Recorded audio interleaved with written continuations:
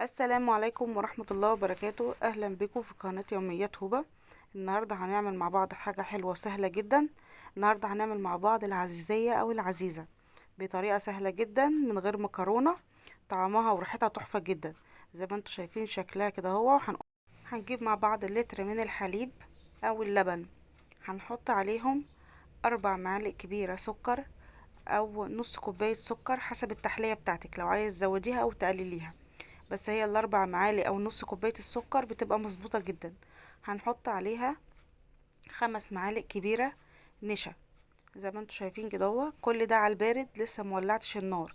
5 معالق كبيرة نشا او ما يعدل ظرفين من النشا. زي ما انتوا شايفين حطيت كده هو النشا بالشكل دوا. طبعا كل ده على البارد. هروح جاية حاطة عليهم 5 معالق نشا. طبعا هقلب كل دوا لغاية ما يدوب خالص.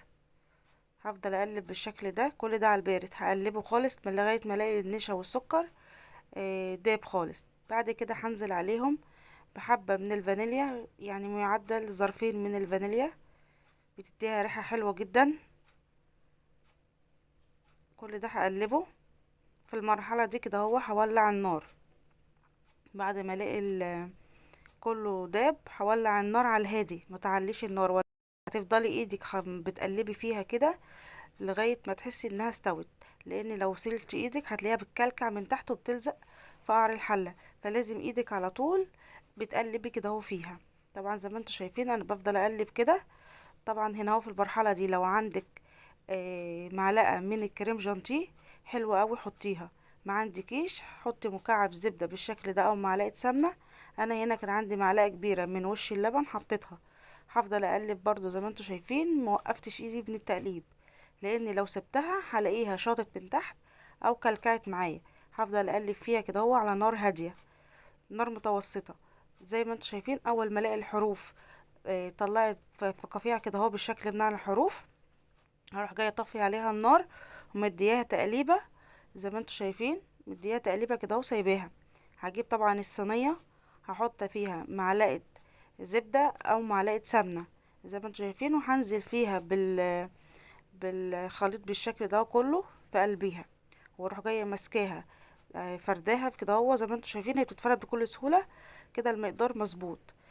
بخبطها خبطتين عشان تتساوى كلها، وبسيبها حوالي نص ساعه. لازم تبرد تماما عشان تعمل لي طبقه من القشره. لازم اسيبها حوالي نص ساعه عشان خاطر تعمل لي طبقه من القشره كده هو، عشان خاطر هتخش الفرن. انا هنا جبت مكعب زبده سيحته وحطيته على الوش وبفرده بالشكل ده كده هو. طبعا يكون الفرن ساخن قبليها عشان كل حاجة هي مستوية، بس احنا نديها بس طبقة من الوش. طبعا بعد ما فردت الزبدة على وشها كده هو هحطها في الفرن.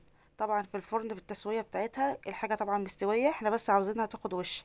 بحطها تحت الشواية واتابعها لغاية ما الاقيها وشها احمر بالشكل ده. اروح جاية طافية عليها النار وحطها من تحت دقيقتين بس، واروح جاية مطلعاها. زي ما انتوا شايفين شكلها حلو جدا. ولو انت حابة تصغري الصينية عشان عاوزة الخرطة تبقى عالية شوية، صغري حجم الصينية. لو انت عاوزاها رفيعة شوية كبري حجم الصينية دي براحتك. طبعا زي ما انتوا شايفين ريحتها تحفة وطعمها تحفة متماسكة ازاي. طبعا دلوقتي سعرها بره غالي جدا. زي ما انتوا شايفين من تحت متماسكة ومن فوق واخدة التحميرة المظبوطة اهي زي ما انتوا شايفين. وريحتها وطعمها تحفة جدا. انت هنا لو انت عاوزة تخني القطعة شوية قللي حجم الصينية، هتديكي كثافة عالية شوية.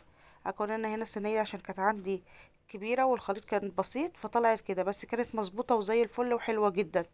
يا رب الطريقة تكون عجبتكم والفيديو يكون عجبكم. ما تنسونيش في اللايك والاشتراك في القناة. والسلام عليكم ورحمة الله وبركاته.